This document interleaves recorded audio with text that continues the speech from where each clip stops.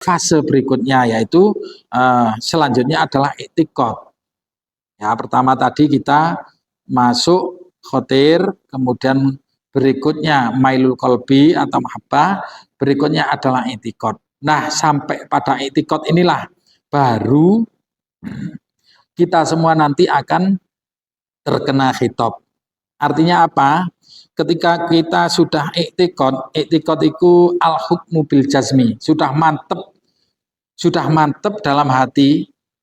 I'tiqad itu sudah yakin mantep. Misalkan tadi karena melihat contoh ya, karena tadi melihat peleme tonggone itu mau mateng-mateng manis-manis ketoke.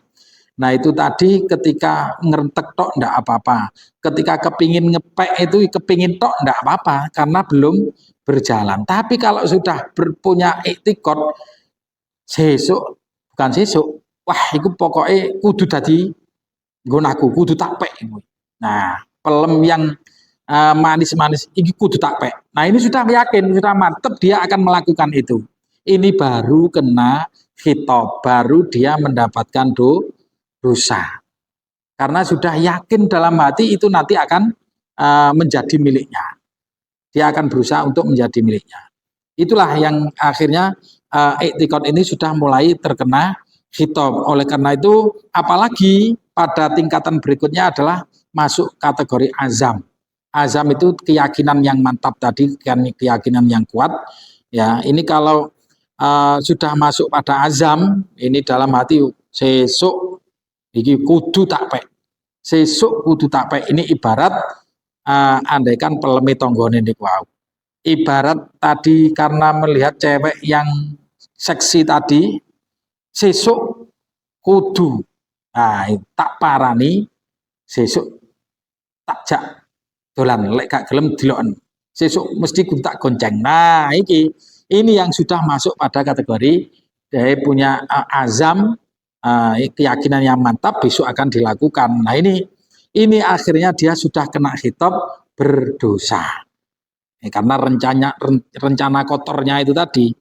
Nah, makanya juga yang sering kita baca ketika ditahlil itu, kalau sudah masuk pada azam ini intubdu ma fi anfusikum aw tukhfuhu yuhasibkum billah. Kalau sudah masuk azam ini, entah itu jenengan semua tampakkan atau sampean sembunyikan, ini tetap mendapatkan dosa dari Allah Subhanahu wa taala. Karena apa? Dia sudah punya rencana jahat itu. Dia punya rencana jahat. Sebaiknya kalau rencananya rencana bagus, dia sudah mendapatkan pahala. Kalau rencananya rencana jelek, dia sudah mendapatkan dosa atau mendapatkan ya dosa itu tadi. Nah inilah bedanya tadi antaranya yang masih dalam kategori khotir ataupun mailul qalbi, terus yang sudah masuk i'tiqad dan masuk azam. Ini perbedaannya di situ. Oleh karena itu ketika kita semua ini punya rencana jahat, itu pasti sudah dicatat sebagai dosa. Kalau punya rencana yang baik, ini sudah masuk kategori pahala. Nah, terus kemudian bagaimana dengan yang didawuhkan bahwa man hamma sayi'atan falam ya'mal kutibat lahu hasanatan? Bagaimana dengan ini? Nah, misalkan ada seorang yang berniat jahat, kemudian dibatalkan, ini dia akan mendapatkan satu pahala kebaikan. Bagaimana dengan ini? Nah, ini karena dibatalkan itu, cara membatalkannya itu karena takut kepada Allah Subhanahu wa ta'ala. Dia membatalkan ini karena takut kepada Allah, bukan karena hilang kesempatan, bukan karena masih belum tercapai. Enggak, dia berhenti itu memang karena takut kepada Allah Subhanahu wa taala. Ini baru dicatat satu kebaikan. Kita akan punya rencana jahat, tapi kita ingat kepada Allah, kemudian takut kepada Allah untuk melakukan hal itu, akhirnya dibatalkan. Lah pembatalan ini karena takut kepada Allah, akhirnya ini ditulis satu kebaikan. Satu kebaikan. Tapi kalau batalnya itu karenanya bukan karena Allah, batalnya itu karena kecengkek wong, karena masih belum ada kesempatan, nah ini tetap dia mendapatkan dosa terus mendapat dosa terus sebelum sampai dia melakukan itu, sebelum melakukan sampai melakukan itu kejahatan itu, dia mendapat dosa terus karena tidak ada niatan untuk berhenti, karena Allah, takut kepada Allah tidak ada. Itulah tingkatan-tingkatannya seperti itu. Kemudian yang terakhir adalah niat. Ya, yang terakhir niat. Kalau niat ini sudah dibarengi dengan perbuatannya, yaitu qasdu syai'in muqtarinan bifi'lihi. Dia punya kemarin kan azam saja, rencana mau mencuri pelemnya tetangga. Nah, ini bukan rencana lagi, sudah berangkat, dia berangkat mencuri pelem itu. Nah, ini sudah niat, ini berarti dia sudah berusaha untuk melakukan ini. Ini kalau seperti ini dia sudah berdosa. Nah, kemudian hubungannya dengan hadis ini perlu saya sampaikan tadi bahwa kedua nafar yang pertama yaitu orang yang oleh Allah diberi ilmu dan diberi harta.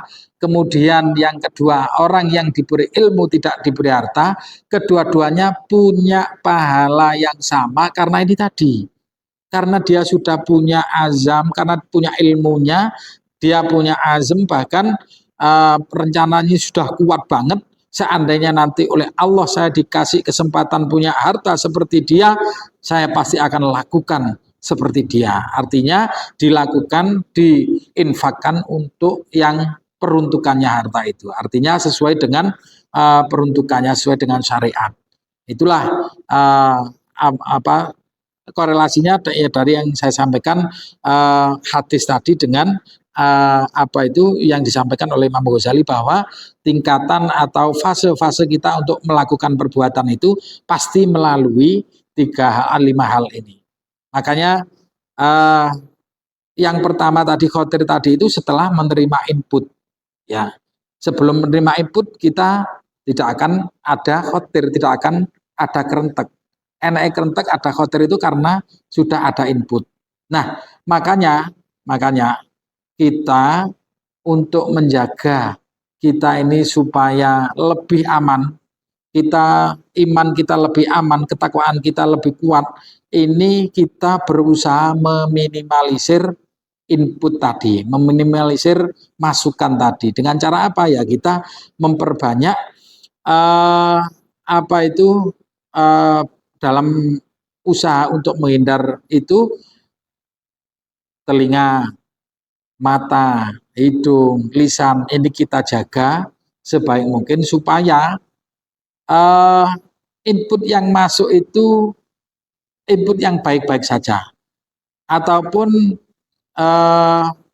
sebetulnya kita tidak bisa memastikan yang baik saja. Semakin banyak input berarti semakin banyak outputnya.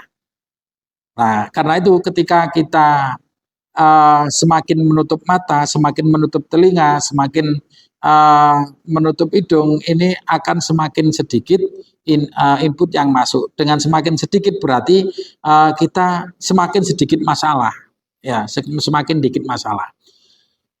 Tapi untuk hal-hal yang baik ini tentunya ya, kalau sudah jelas hal yang baik kita buka lebar-lebar, justru kita gunakan yang sebaik-baiknya, ya. Seperti itu. Oleh karena itu kalau dari yang disampaikan Imam Ghazali tadi itu, semakin minim input kan berarti semakin minim pula outputnya, sehingga kemungkinan untuk melakukan kesalahan-kesalahan juga semakin kecil, ya. Semakin banyak input berarti semakin banyak output, semakin banyak pula resiko-resiko yang kita tanggung karena melalui khotir tadi, terus berinjak pada mailul qalbi. Nah, ini kita masih belum kena khitab, tapi nanti ketika sudah masuk i'tiqad, ini baru kita kena khitab. Nah, inilah kita bisa apa tidak untuk memilih mana yang harusnya kita lakukan, mana yang tidak. Nah, inilah kita harus bisa membedakan. Oleh karena itu ketika ini nanti kita semua sudah mulai belajar, mulai memperbanyak keilmuan tentang hal-hal yang semacam ini, nanti kita akan semakin selektif, kita semakin pandai memilih dan memilah mana yang harus kita lakukan, mana yang harus kita tinggalkan. Oleh karena itu, mudah-mudahan pertemuan kita pada kali ini betul-betul oleh Allah diberi rahmat, diberi barokah, sehingga kita bisa menyerap apa yang kita pelajari pada malam hari ini, dan kita bisa lakukan bersama-sama. Mudah-mudahan diberi pertolongan oleh Allah Subhanahu wa taala, diberi maunah, sehingga bisa melakukan apa yang dimaksud oleh hadis tadi, bahwa kita sebenarnya tidak harus kaya ya. Tidak harus kaya untuk mendapatkan pahala yang banyak. Tapi alangkah lebih baiknya kalau memang kita bisa banyak ilmu dan banyak harta, karena kita bisa berbuat lebih dibanding mereka-mereka yang punya banyak ilmu tapi kurang di bidang harta. Ini mudah-mudahan kita semuanya dipertolongan oleh Allah Subhanahu wa taala, dimudahkan dalam segala urusan, dan mudah-mudahan kita semua dipertemukan kembali oleh Allah Subhanahu wa taala besok di hari kiamat dalam keadaan sama-sama membawa iman dan Islam. Amin ya rabbal alamin. Bapak Ibu sekalian, juga pemirsa sekalian yang berbahagia, mungkin itu yang dapat saya sampaikan pada kesempatan kali ini. Mudah-mudahan ini bisa memberi manfaat bagi kita semua, dan mudah-mudahan apabila ada salah saya dalam menyampaikan, ini dimaafkan oleh Allah Subhanahu wa taala. Amin ya rabbal alamin. Akhirul kalam, wallahul muwaffiq ila aqwamit thoriq. Wassalamualaikum warahmatullahi wabarakatuh.